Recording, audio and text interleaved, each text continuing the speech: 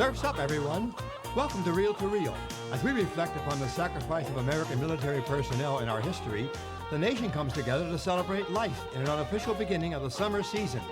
Join us for a special Memorial Day Reel to Reel.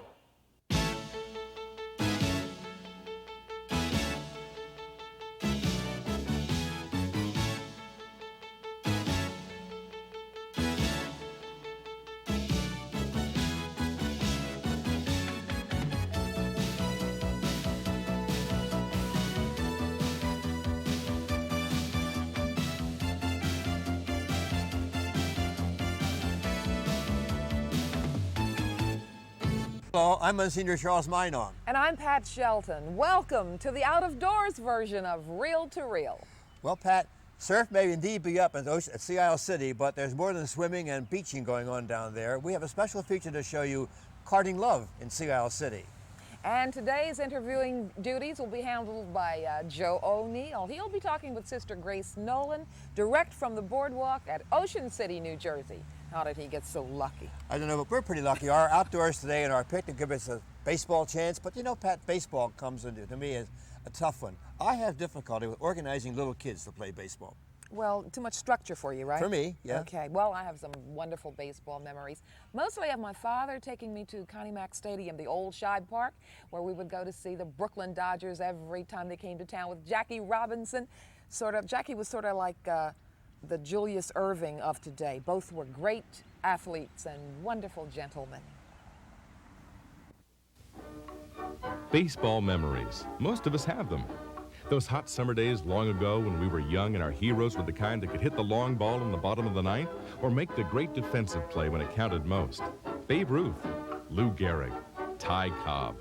The names of the game's greatest echo through time and stir our hearts and our memories. The beauty of baseball is that it's timeless. An inning-ending double play still thrills as it did long ago. The game itself has changed very little during its century-long existence. The names change, but the excitement remains original. For many of us, baseball memories are among the most precious treasures held in our hearts. And just as the game has not changed much over the years, neither has the thrill of meeting a real-life major leaguer. The players of today understand this and wish to give back. The scene is Blueberry Hill Park, located in the North Hills of Pittsburgh. Youngsters from the suburban area are here today to meet some of their heroes and learn about baseball. Members of the Pittsburgh Pirates and the Houston Astros are here to hold a clinic on basic baseball skills: hitting, throwing, fielding, running. But this clinic is a little bit different than most. The players here share more than just techniques. Sponsored by the Orchard Hill Church, the clinic is designed as an outreach to the community.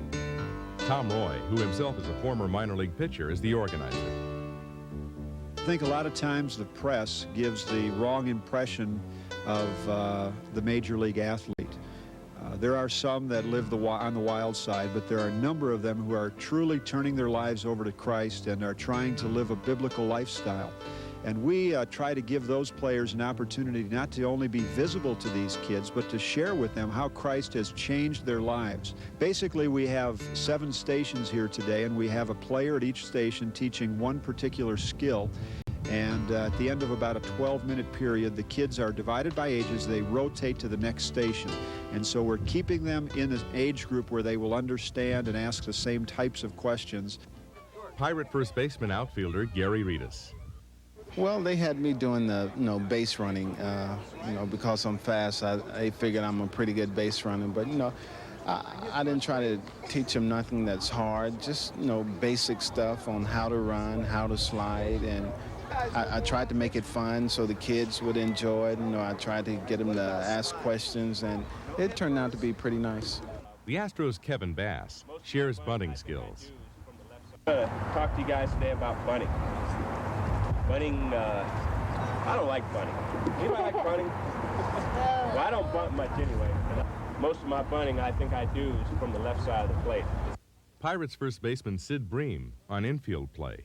And I come up to the bag, the first thing that I want to do is I want to make sure that I know where he's throwing the ball.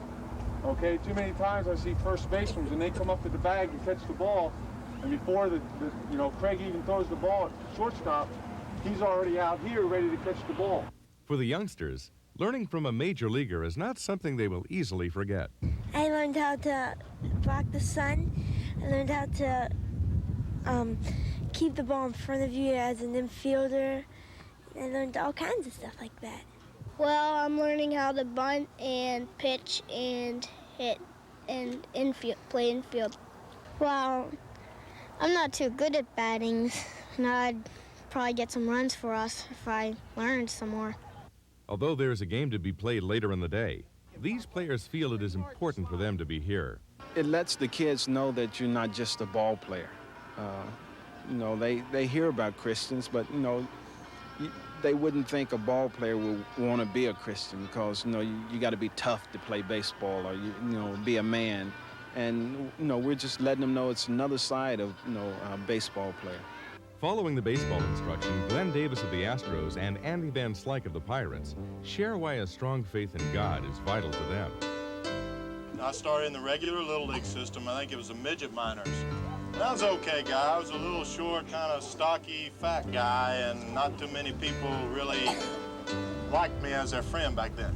I probably was about your age when my mother used to force me to go to church all the time. And you know, I heard about God and religion, what it was all about, and, you know, I just kind of let it go in one ear and out the other, and for the longest time, baseball was my God, and I just enjoyed playing. I loved playing, you see, because that's the way I told you when I was younger, how I made people accept me. So I'd go out and I'd play and hit home runs and do good, and, you know, they wouldn't call me Fat Albert anymore. They would like me, and they'd say, oh, come on, you can be with us, you know, you're cool. I realized that I was in life by myself, and that I couldn't count on these people all the time. They weren't there all the time when I had problems or I needed help, you know. They were there just temporary. And I found out when I was 22 years that God provided a friend for me that will be with me forever, and he'll be right here in my heart forever, and that I will spend my eternity with him forever, and that's his son, Jesus Christ. And I found out what he did for me, and I wanted him to be a part of my life. Being an athlete was the most important thing in my life. Being accepted because of my athletic ability was important. And when I got drafted, being a Major League Baseball player was the most important thing in my life. In 1981, when I was playing in St. Petersburg, I was struggling on the field, I was struggling off the field, and baseball was not fulfilling the void that was in my life at the time, and I needed some stability.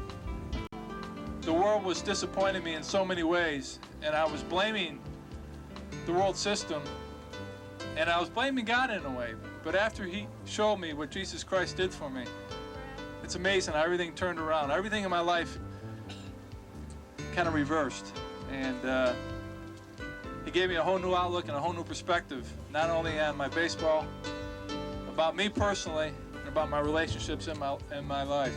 Although a man of fame and fortune, Andy Van Slyke realizes that baseball is not everything, and baseball without God is nothing. Everything in this life is temporary. The game I play is temporary. If I'm lucky, I get 10 more years to play that, and my life is temporary. So there's got to be long-term goals in your life, and there's got to be goals that should be hereafter. And I think that's the message that we're trying to relay to the kids. Yeah, those guys in Pittsburgh, I guess they're our Delaware Valley's version of the Fellowship of Christian Athletes, Monsignor. Well, this is not a Delaware Valley version. If you're going to stay around for this luncheon, you better stand by and wait till we come right back. I'm glad you got to wear a funny hat, too.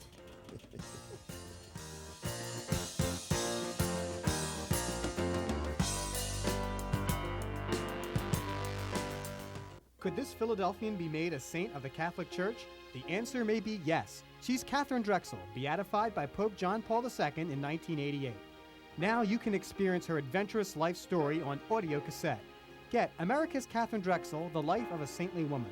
Hear about her life through the voices of the people who actually knew her and continue her work today. The cost of this dramatic audio cassette is only $4.95. To order, call 215-587-3775. A lot of people will tell you that cocaine not only will get you high, but will take your performance to a different level. shit. I'm going lottery.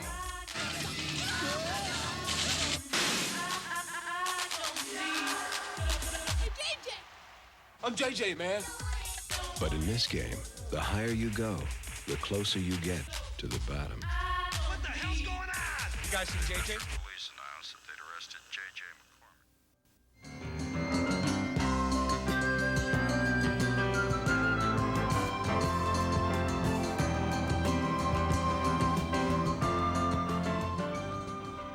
When lots of things are happening, Pat, lots of people get involved, and many people need help. Joe O'Neill has a special interview for us from down Ocean City. Joe, tell us all about it, will you? Welcome to Ocean City, New Jersey, and our guest is Sister Grace Nolan. She's the coordinator, the administrator for the Atlantic County Catholic Social Services, which is a part of the Diocese of Camden. Welcome, Sister. Thank you. Glad to be here. I have a few questions for you about your ministry in Atlantic City. In particular, you have this new Taj Mahal casino that's open. It's brought an influx of many new workers. What kind of problems are these new workers finding as they come into this new area? Well, Joe, they're finding the same kind of problems that any visitor is experiencing who expects to stay here, whether they're working at the Taj or any one of the other casinos. The problem, which is similar to all cities, is housing. It has been a problem long before the casinos came. It's just sort of increased right now because of the big influx of employees that are needed. We have, 10 or 11 casinos with 5,000 people employed by each, a little bit more in the Taj. So naturally, the city itself is not able to really absorb these people into proper housing. We always had the problem long before the casinos. I hate to see the casinos blamed for everything. I've been here for 23 years in Atlantic City, and before casino gambling ever made the scene at all, we had tenant housing problems. How are the housing prices increased since the casinos came in? Prices? Well, what's it like now for someone to try to rent something in Atlantic City? Well, to get anything that's decent, you can't call it affordable, but to call it decent would be about $650, $700, which is not affordable for most people coming into the casino at a low entry level. And a lot of these people are coming in, they're immigrants. They're coming from which countries right now, mostly? Well, I understand. I've never run into them. I understand they've imported some nice lassies from Ireland, which should add to the scene, and from Puerto Rico, and some Filipinos, and from other various distant places in the United States. And they're showing up in Atlantic City and not really having a place to live at this point? That's the problem, part of the problem. And where does your work step in? How do you and the casinos work together to help alleviate their problem at that point? Apparently the casinos have had some kind of a housing plan, and especially the Taj, because that was the latest and the most needy for employees, because the area casinos have already employed those people in the surrounding neighborhoods up as far as Philadelphia. So they had to really import, and they did make some arrangements, and I think when it actually came to be, they found out that they were really inadequate. They have tried to cope with the situation by extending stays in such places as Comfort Inn, Howard Johnson's, and whatnot. They had originally put the people up maybe for 2 weeks. They've extended that to a month, 6 weeks, free of charge to those people to give all of us time to look for housing, which we know isn't there. It's really a problem. So you're really working as a team to try to take care of this problem. Right. A lot of new jobs in Atlantic City, but there is also a big unemployment problem. Could you describe that to me? From my vantage point, I would say the unemployment problem is self-imposed. There are jobs available for anyone who really wants to work. I would say that especially about the men, single women do have a problem because they have a problem of children and what to do with them if they're working on a shift hour. Daycare centers are really terribly needed, almost as bad as housing, and that problem is being addressed. But all of this can't happen overnight. And I think, I feel very strongly about the impact that the casinos have made on the economy of Atlantic City. I don't work for the casinos. I'm not on their public relations staffs. There's a lot of social problems that are connected with it and all, which is to be expected. But I was here, Joe, long before the casinos came, and it was a seasonal town. It still is a seasonal town. Come winter, half the city was unemployed, and we were very, very busy feeding the hungry and clothing the naked and the like. You know, they have given jobs to about 55 to 60,000 people. That is tremendous. It's a good amount, yes. It certainly is, and the economy has improved so that people that we ordinarily saw every winter have now moved off the island onto the mainland. They're in their own homes and the like. And the problem is you never see the positive side of what the casinos have done for Atlantic City. Okay, well, thank you very much, Sister. I bet you're looking forward to a promising summer. We are. More good work with the casinos down there in Atlantic City. And I hope you have a fulfilling summer and lots of time on the beach. Well, I don't know about that, but we have the work cut out for us. Thank you very much. Thank Now you, John. back to Pat and Monsignor Minall back in the studio. We're not in the studio, Joe. We're outside barbecuing, or trying to barbecue. Okay, now we've been to Ocean City, New Jersey. Now we're going to take you to Sea Isle City, New Jersey, where there's a lot more to do than going to the beach. A day on the golf course, a leisurely pace to life. Swing at the ball. It sails through the warm breeze and onto the green. Good times. After a well-played putt, the competitors jump into their golf carts and motor across the fairways. A beautiful day, the good life. Here's another good life on a golf cart. Welcome to Sea Isle City, New Jersey, and meet Sister Isabel Guineau, a Holy Child sister. At age 79, she putts up and down the roads of this summer resort in her proud sunny yellow golf cart. Through winter, spring, fall, and summer, her sunny disposition accompanies her as she visits the sick and elderly of this South Jersey community. In my ministry here in Sea Isle, I use it by visiting the sick, going from house to house. I used to use it also to come to church, and it really makes me independent of our car. I can get on it and go any place I want on the island.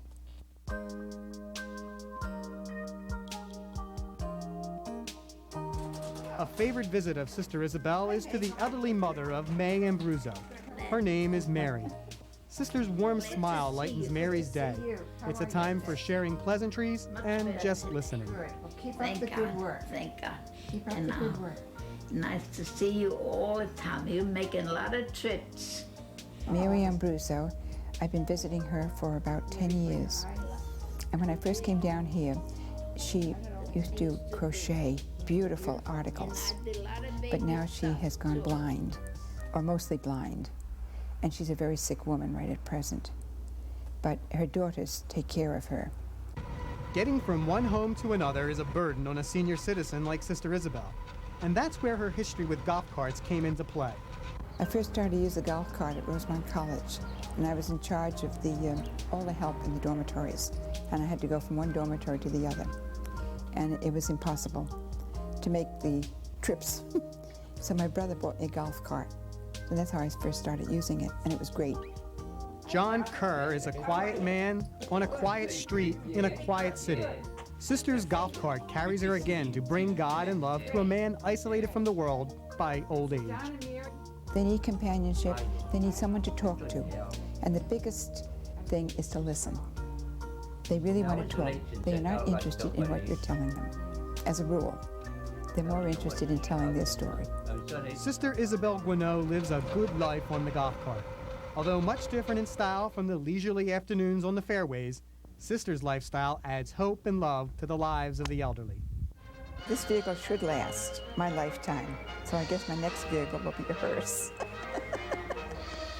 That's not likely for now.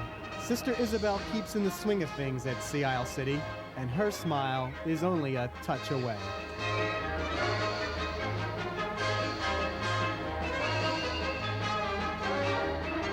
Time of Jesus taught me many things. Most they taught me, though, was to be tender and loving as you care. Okay, why don't you plan to spend the rest of your Memorial Day with us right here on Reel to Reel. Come on, at last. I like lots of mustard, Monsignor. If there is one area common to most relationship problems, especially in marriage, it is insensitivity. People not in touch emotionally with each other. What can you do about AIDS? Create hope. It's really important that you listen. Put quality in their lives. Seek reconciliation. We need to hug and we need to say, I love you.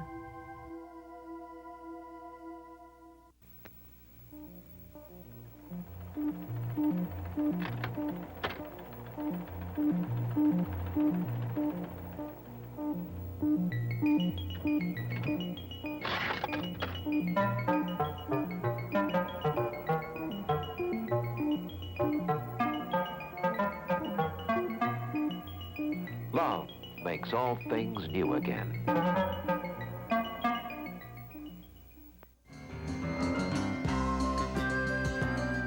We welcome your comments and suggestions and encourage you to write us at Reel to Reel, 222 North 17th Street, room 907, Philadelphia 19103, or call us during regular business hours at 215-668-9842.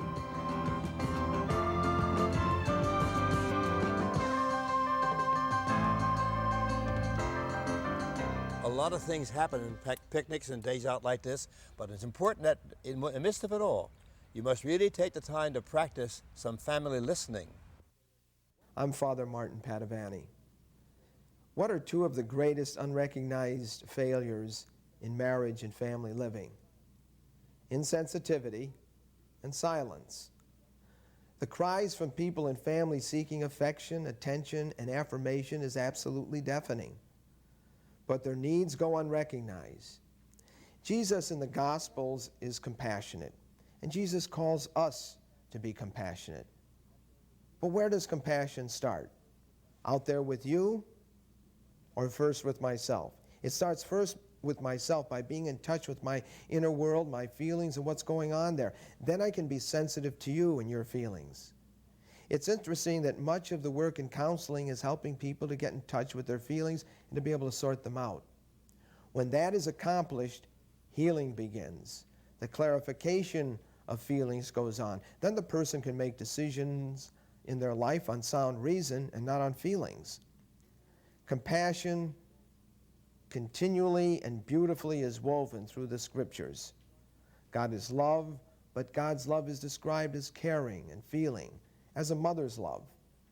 Compassion means to show feelings for what the other person is feeling, their pain, joy, sorrow, hurt, to be in touch, to recognize and accept what they're feeling, not necessarily to agree, to be able to express and show that we know what they're feeling. If there is one area common to most relationship problems, especially in marriage, it is insensitivity. People not in touch emotionally with each other. To show compassion, to be sensitive to others, is essentially what it means to be human. It is also to be like God, who is sensitive, created in his image and likeness, to be Christian. We all come from families that show various degrees of sensitivity or lack of sensitivity. Many people, because of a lack of demonstrated feelings in their own family background, have made all sorts of negative interpretations about themselves. The absence of emotional expressiveness not only leaves us in doubt about ourselves, but sabotages our relationships and prevents our search for intimacy. Relationships wither due to a lack of emotional involvement. Listen to the many woes of people that you hear every day. At the bottom of all them, we hear the need for compassion and sensitivity. But being compassionate and sensitive, like all other human traits and virtues, needs to be developed. We need to practice it. It is in the family we learn to be sensitive. And one of the most effective tools to learning this in the family is by listening. It doesn't mean agreeing, but feeling with the person, getting in touch. This is where effective communication begins. I know what you think, and I know what you feel. The compassionate persons also need enough caring for others that they love that they will confront and be angry with these people whom they love because they are neglecting themselves or hurting themselves. Compassion and sensitivity are the threads woven through the Gospels and the Bible. They are the same threads that we need to weave into our own lives, our relationships, if we are to be truly human and genuinely Christian. God bless you, and thank you. No, I think you're going to love this next feature. We're back to baseball. Watch it. No strikes, no walkouts, no holdouts on this team. This is the old-timers softball team. 15 guys and one gal who create their own field of dreams. Like a kid. Just like a kid. These guys come out here, they were couch potatoes before, and they get out here and you think they were 14 years old. Actually, the average age is about 66. Organizer John Pierce says these folks go at it just like pros. They throw the ball hard, they hit it hard, they play hard, and they have a lot of fun. Make it be there, Mario. Makes me feel good. It's a great bunch of guys, and I learn an awful lot out here just talking to the players. The most senior is Saul Brill, a healthy 80. Just love to play baseball. The sun was fading, and so were the players, so I thought we'd better catch the sole female in this spicy group. Just being around all those guys, they're great, you know, they're playing, and it just feels good. I'm just one of those guys. From a softball diamond with its special roster of superstars, I'm Doris Winkler. Well, Pat, these things are going to take longer to cook than I thought. Maybe I should go play baseball with those old guys. And I'll stay here and I'll tend the grill. Okay. Don't you play baseball? Oh, yeah, I used to be a heck of a softball player. Oh, yeah, I like ball. I never played too much softball. I played a lot of hardball in the early days in camp. No. But, too rough for us girls. I was a little better than Calvin and Hobby. I don't know if you read Calvin or not. Calvin had a bad time playing baseball recently. But I think maybe as an old man I could catch one better than Calvin could. I'd like to see you out there with that old-timers baseball. If I do, I'd take this hat off. I can't play baseball in this hat. It's been really fun out here today. For a change in the great outdoors, yeah. And you're not a bad hot dog griller either, Monsignor. Well, they're slow grills, I'll say that for them. So they should be nice and evenly cooked inside when we get them finally. But that's an important thing for all of us, I think. Oh, I meant to tell you, I love your shirt, too. It's the first time I've seen you out of your uniform. I'm getting like those California priests now. Yeah. But it's important, though, you stay with us, really. We enjoy being with you, not only on holidays, but every day. And we hope that this holiday brings a lot of blessing for the summer, all of you. And so until we see you again, God bless you. Thanks for spending the end of your Memorial Day with us. Goodbye for now.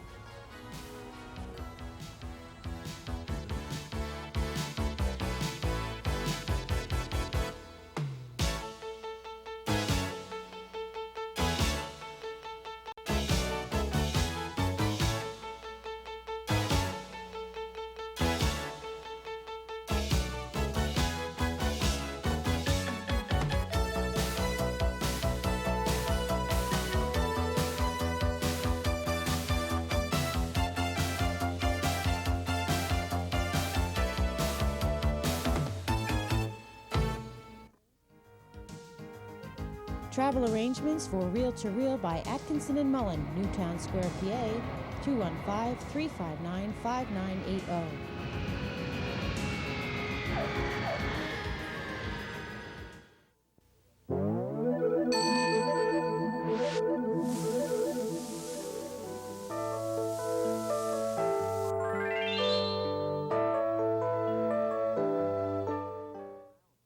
People ask, what is a charismatic rally? The rally is a special 3-day weekend, June 1st to 3rd, when thousands of people gather at Villanova Sports Pavilion. We have great speakers and great healing ministries. A 70-piece music ministry leads us in song. Every day the Eucharist is celebrated. So what is a charismatic rally? Our words can't really explain.